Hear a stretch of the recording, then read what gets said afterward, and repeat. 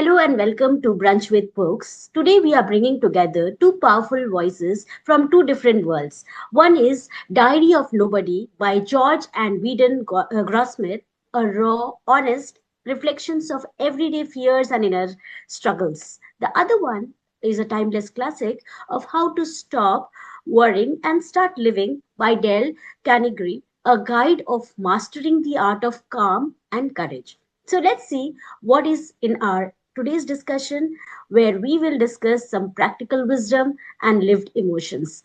So let's dive in. Over to you, Dr. Geeta. Thank you, Shritapa. Hi, everyone.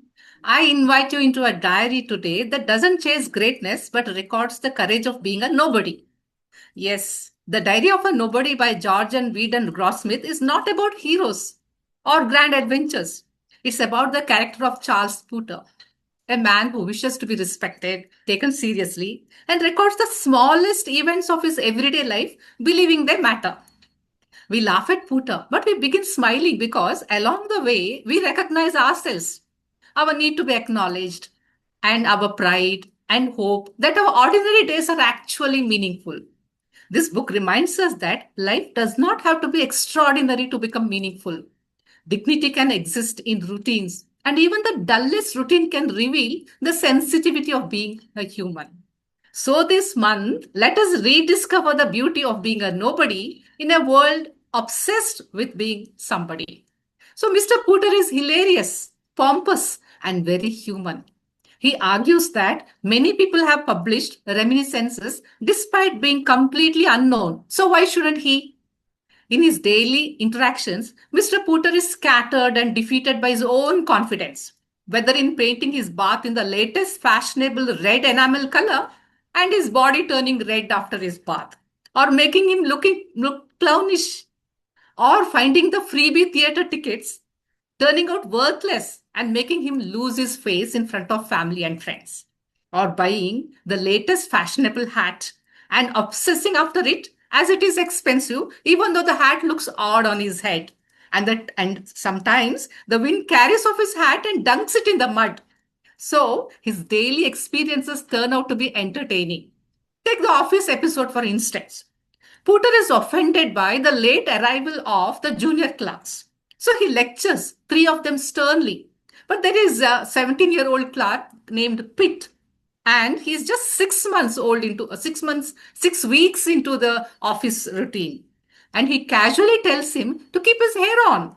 And when Pooter reminds him that he has served the firm for 20 years, Pitt replies that Peter looks it.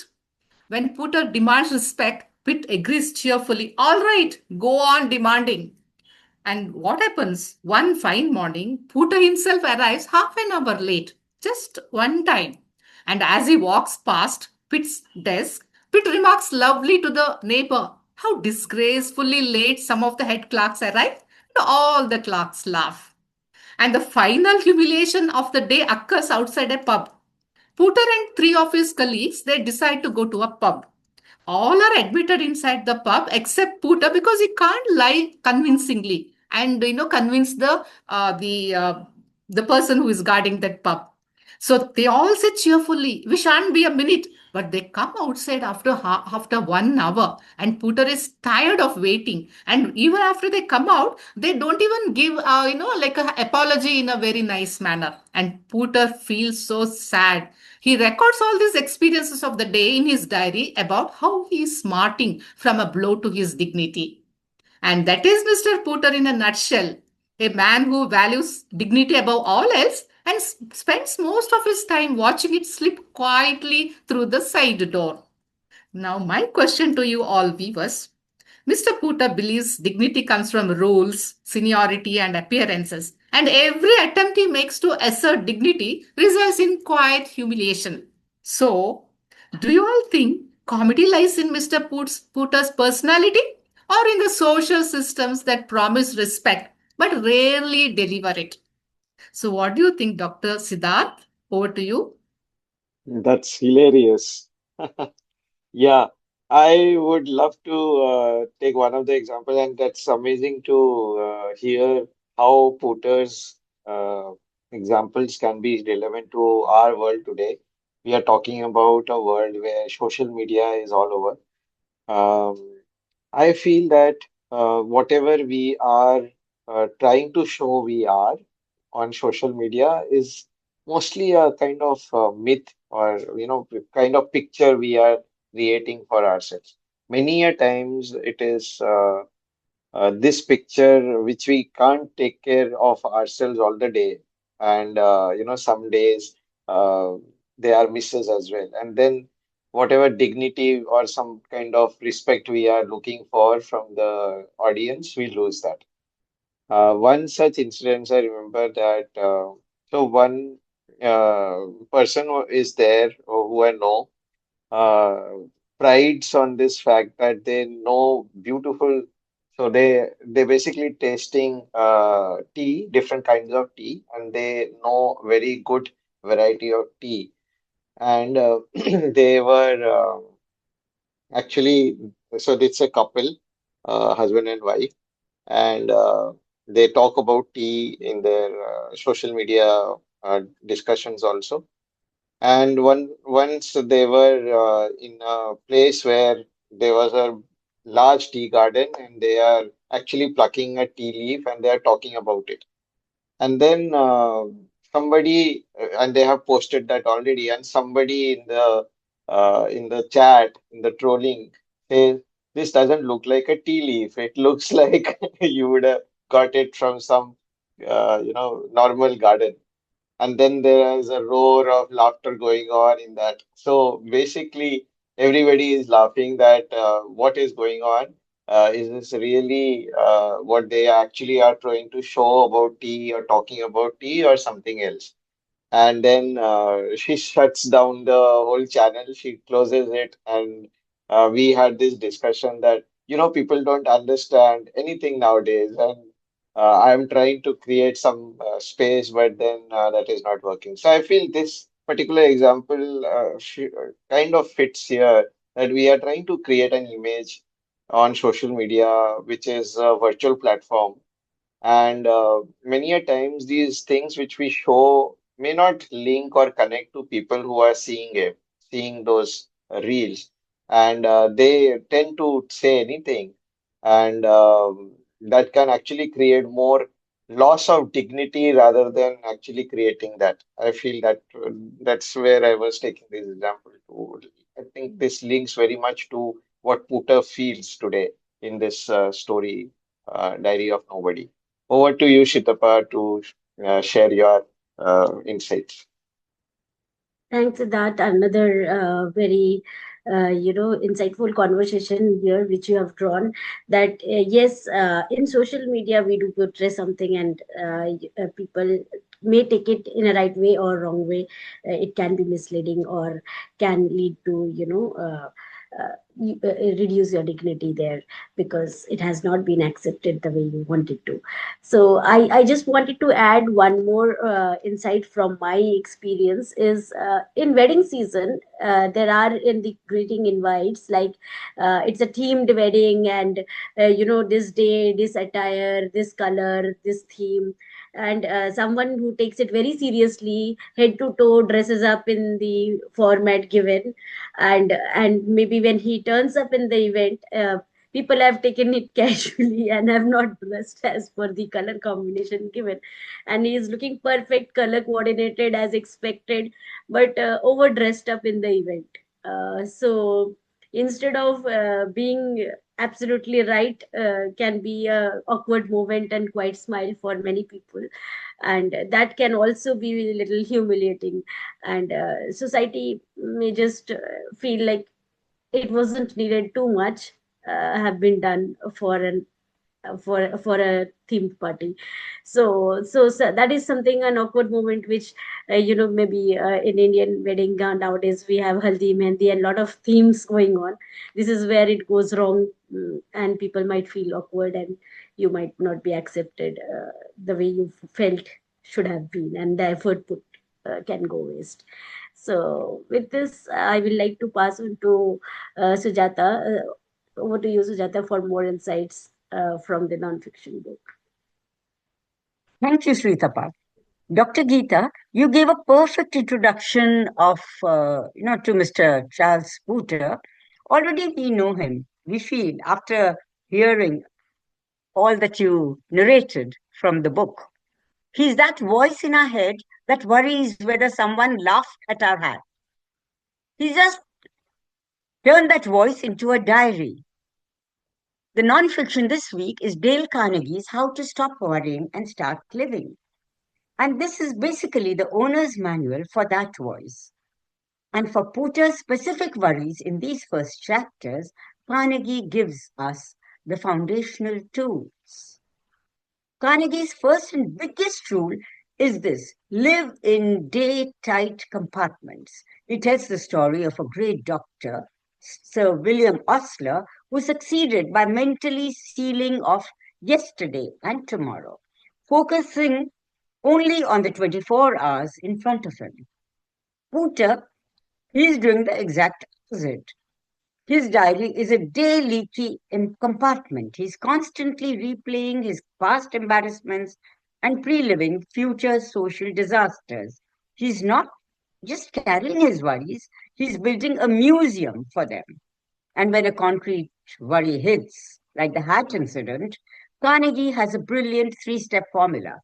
First, he says, ask, what is the worst that could possibly happen? Second, prepare to accept the worst case scenario in your mind. And third, and then only calmly start trying to improve upon it. It's worry. You use the weight of the problem to flip it. Pooter doesn't do this. He just feels the dread and worries it down. He's curating his anxiety, not solving it. So Carnegie's next tool is the problem solving drill. He says most worry is just trying to make decisions without facts. So his method is simple: get all the facts, analyze them, make a decision, and then act. Don't just fret. Pooter is a professional fretter. He analyzes nothing, he just absorbs the shock.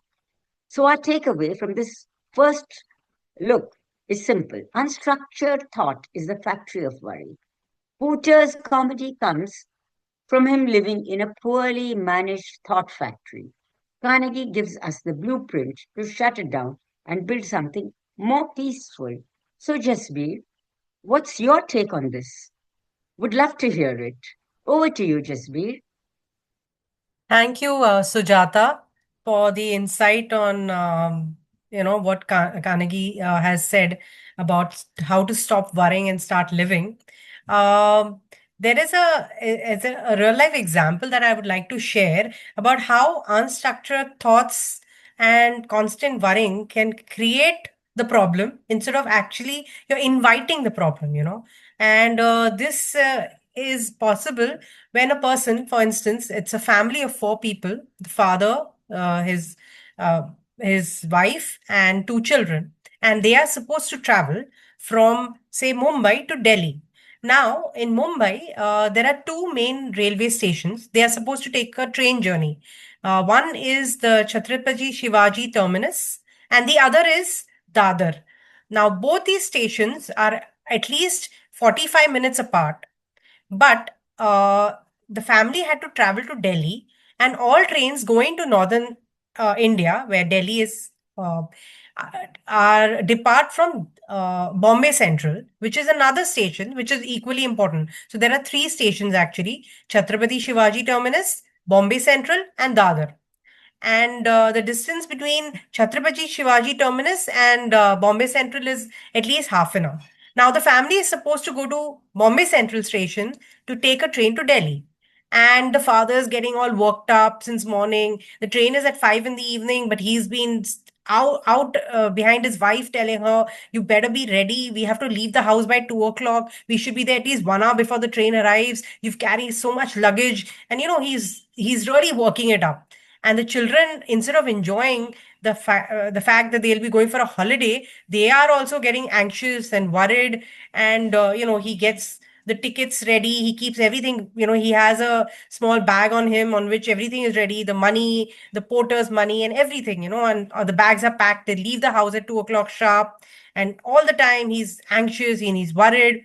Now, he knows very well that he's supposed to go to Bombay Central, but in all this hassle, in all this worry, what does the gentleman do? He lands up going to Chhatrapati Shivaji Terminus, and then he keeps looking at the indicators to find, and he's like, how come the train hasn't arrived? And he's worried, and that gives him more anxiety, and this just keeps building up. And the children are too young, they're school going children, so how would they understand?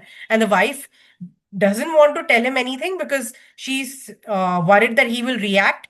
And in all that mess, when it's time for the train to leave at 5 o'clock, at 4:30 he realizes that he's at the wrong station, because it's not when he goes and asks at the at the counter, they say, what's wrong with you? Trains for Delhi don't leave from here, they leave from Bombay Central.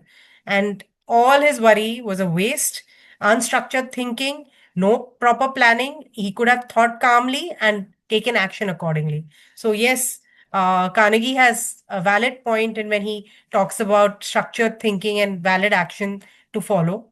So, yes, this was my example. Now, I'd hand it over to Dr. Geeta to continue with the story. Thank you. Thank you, Jasbir. And that is so hilarious and so relatable.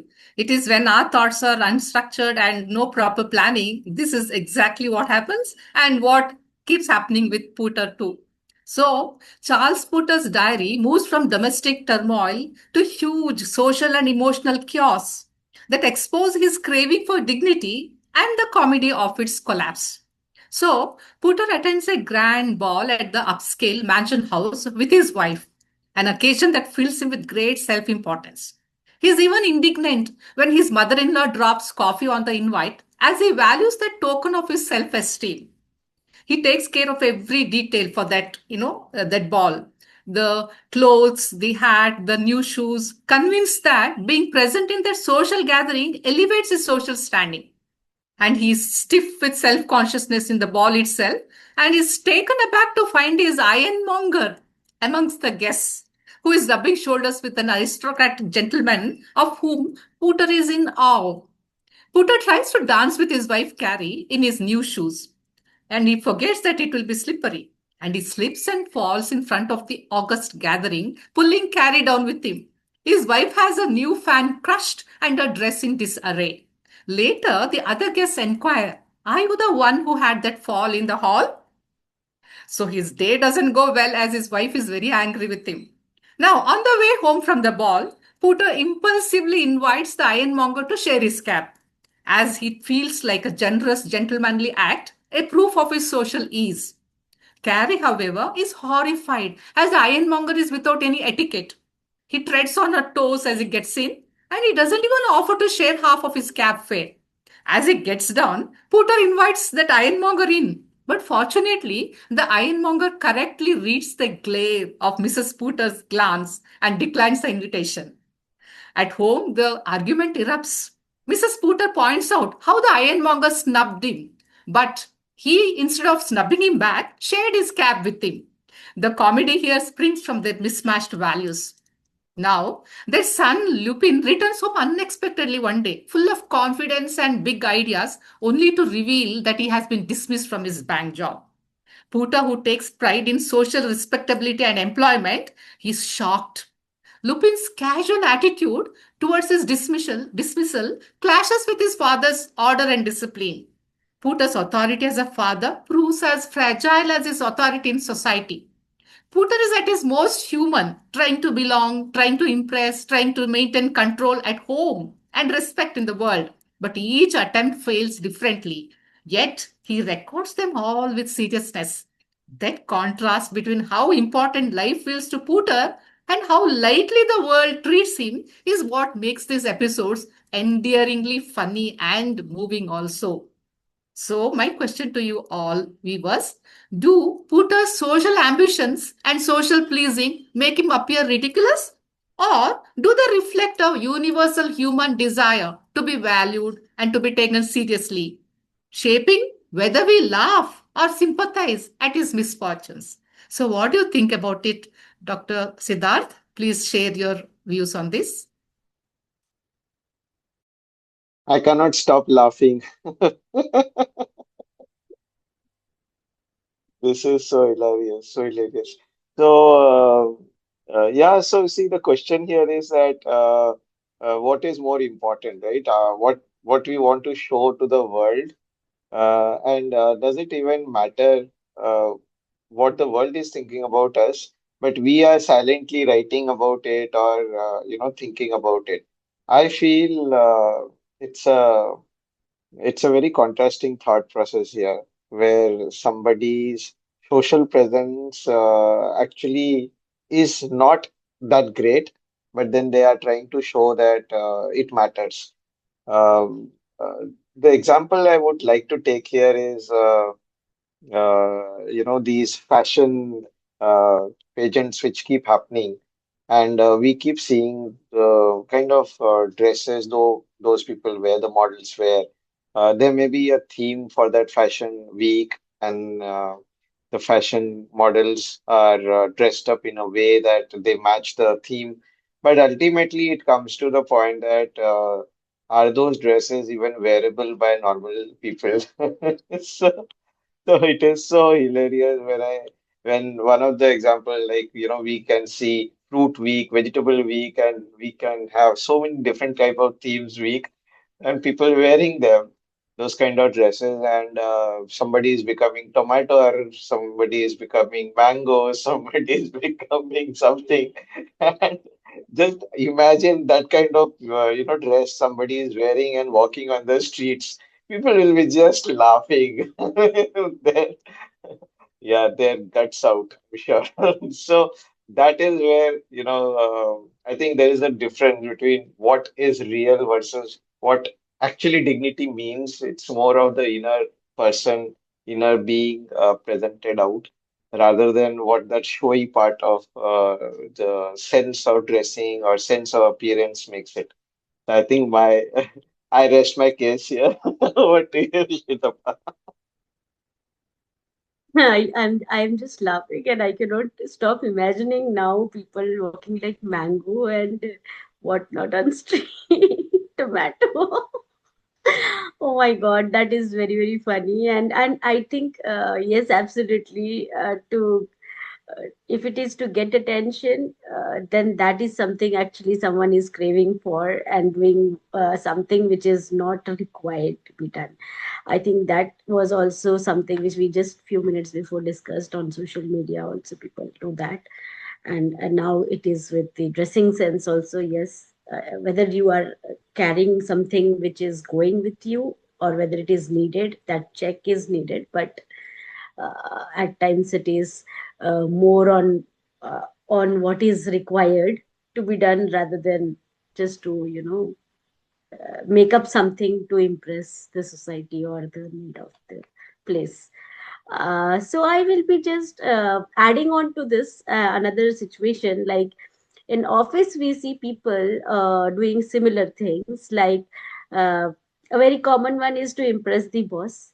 So I will stick to that topic, that yes, to impress the boss, some people stay late at office, showing they are working hard.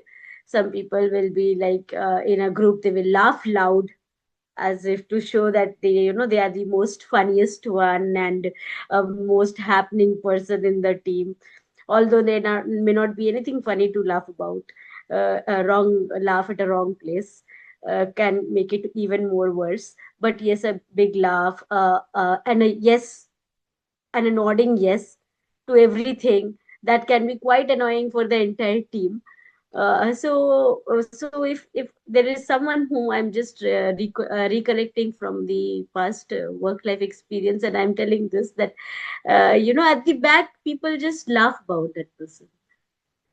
He might be that time thinking that I'm doing absolutely perfect to impress my boss, and maybe the boss is also at that moment okay with this kind of a nod on everything and all this. But at the back the team is definitely laughing, the team is not understanding the reason behind doing this unnecessarily. And I can only think one aspect is to be visible, be relevant, can be the fear of being invisible, or getting somewhere missed in the team.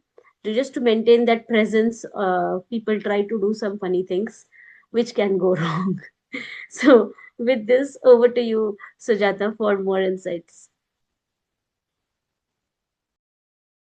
Thank you, Shritapa and Dr. Siddharth, for your insights. Well, as Dr. Geeta has narrated, the plot and the panic thickens. We move from social anxiety to full blown farce, the slippery boots incident, the impertinent ironmonger, and the glorious tragic downfall after the mansion hall ball. Pooter's worries have now physically manifested.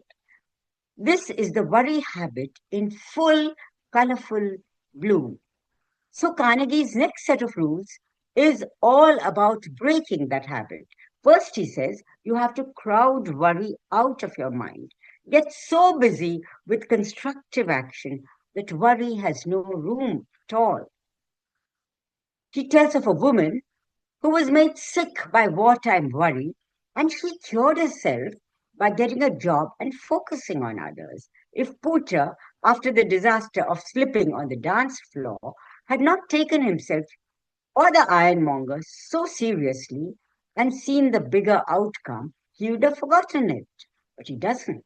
He sits and stews. He lets the worry define his entire day.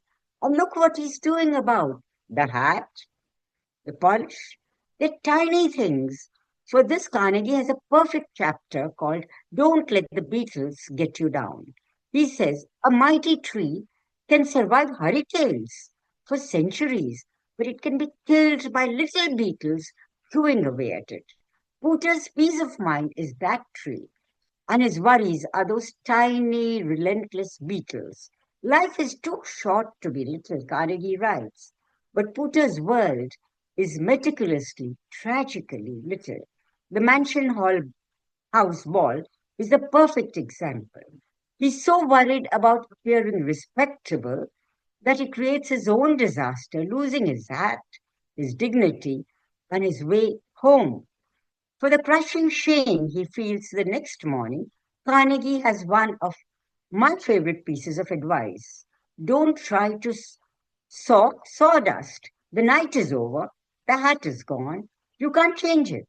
But Pooter will spend days mentally resawing that sawdust, getting nothing but an emotional splinter. So, our takeaway this week is seeing the complete worry cycle in action. Idleness lets worry in, then we magnify trivialities, and finally, we refuse to let go of the past. It's a loop. Carnegie gives us the interrupters get busy, get perspective, and let the past be past. Pooter, in his glorious failure to do any of this, shows us precisely why we need to learn how. So, Jasveer, now, would you like to add on anything to this? Would love to hear your insights on this. Over to you, Jasveer. Thank you, Sujata. Worrying can be a habit, can be a passion for some, actually. It becomes a passion when the only thing you want to do in life is worry. And I believe there is a very relatable story, and how this worry can become a complete disaster for your life and make a complete fool of you is visible from a folk tale called The Emperor's New Clothes. And it is a hilarious story of how, like, Dr. Geeta and Dr. Siddharth were talking about dignity, and you're so worried about your dignity, at the end you lose it. And the story starts with an emperor who is completely awestruck with getting new clothes for himself, and he's obsessed with it. His constant worry is that I should have the best clothes in this kingdom, and I should look the best. And one day there are these two weavers who come to the town, and they hear about this passion that he has, and this love for new clothes, and he wants to look the best and most glorified. And they come and say that we will create clothes for you that no one in this world would have ever created, and we promise you that everyone in this kingdom of yours will be completely aghast with this creation. And they go ahead, and he's impressed. He's like, okay, if that is the case, please take my measurements. And they take his measurements, and they ask for silk and a weaving needle, and their spindle, and they're sitting and weaving for a whole month. And they keep asking for refurbishment of the stock. And the king is and the emperor is really excited, and his constant worry is, I hope it looks great. I'm sure, I want to look the most grand in my kingdom, and I'm the emperor. And he's so full of himself, and so full of his thoughts are so full of this worry, that I hope it comes out great. Then the final day arrives, when they come and they are ready to hand over the clothes. And when they start dressing him up, first, obviously, he has to undress himself, and he's standing in front of the mirror. And what they do is, they do not have any garment ready. They just behave as if they are making him wear the coat, making him wear the pants, and putting a robe around him, and making him feel like it's something really delicate and really exotic and exquisite. And their entire demeanor is so well, they have enacted this whole thing. And they're like, this is the invisible cloak, the invisible clothes. And no one will believe that you are wearing something so grand. And that foolish emperor, he walks out naked, and he literally goes around his entire kingdom, and with his bare nudity. And no one dares to open their mouth, because they are worried that now they will be banished from the kingdom if they speak the truth. And as it is, a child actually goes and screams when he looks at him and says, "Oh, but the emperor is nude. He's not wearing any clothes." And that's when it finally the realization comes on him, and he realizes he's nude and he's been fooled. And it is extremely humiliating, embarrassing. And all this worry that he had, that he wants to look the most grand, he actually landed up getting completely humiliated and degraded. And his foolishness was now obvious to the entire world. At one point, his worry was helping him, keeping him to himself, and now he made a fool of him in front of the old world. So that's what worry does to you. So, yeah, this is one of the examples. I hand it over to Shritapa to conclude for today's session. Thank you. Thanks, Jasbir, for a hearty laugh with the king's new garments, and what happens if you worry too much, guys. So I'm sure with this laugh, you will definitely take that as a pinch of salt. That do not worry too much. And with this, I think you had a good time with Team BWB, and we will meet you next time in the next session or episode of ours on Thursday 5 p.m. Until then, do like, subscribe our channel, and stay with us. Bye bye. Take care.